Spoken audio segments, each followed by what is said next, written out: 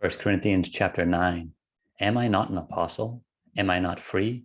Have I not seen Jesus Christ our Lord? Are you not my work in the Lord? If I am not an apostle to others, yet doubtless I am to you, for you are the seal of my apostleship in the Lord. My defense to those who examine me is this: do we have no right to eat and drink? Do we have no right to take along a believing wife, as do the other apostles, the brothers of the Lord, and Cephas? Or is it only Barnabas and I who have no right to refrain from working? Whoever goes to war at his own expense? Who plants a vineyard and does not eat of its fruit? Or who tends a flock and does not drink of the milk of the flock? Do I say these things as a mere man, or does not the law say the same also? For it is written in the law of Moses, you shall not muzzle an ox while it treads out the grain.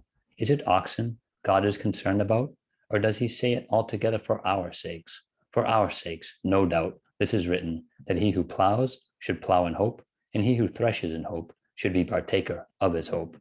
If we have sown spiritual things for you, is it a great thing if we reap your material things? If others are partakers of this right over you, are we not even more? Nevertheless, we have not used this right, but endure all things, lest we hinder the gospel of Christ.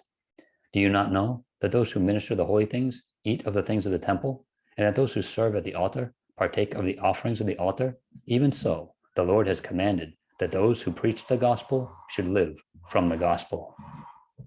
But I have used none of these things, nor have I written these things, that it should be done so to me. For it would be better for me to die than that anyone should make my boasting void.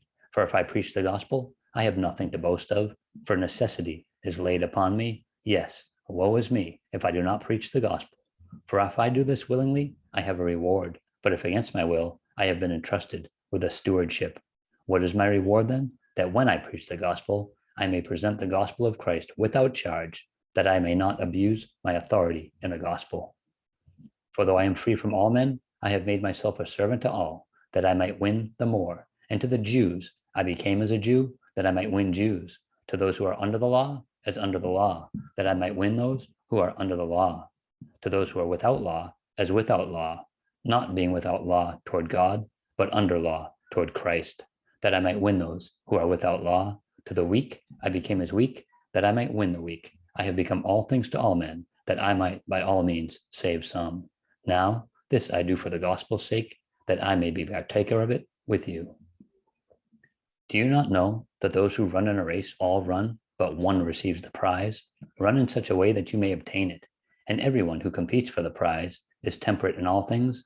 Now, they do it to obtain a perishable crown, but we for an imperishable crown. Therefore, I run thus, not with uncertainty. Thus I fight, not as one who beats the air, but I discipline my body and bring it into subjection, lest, when I have preached to others, I myself should become disqualified.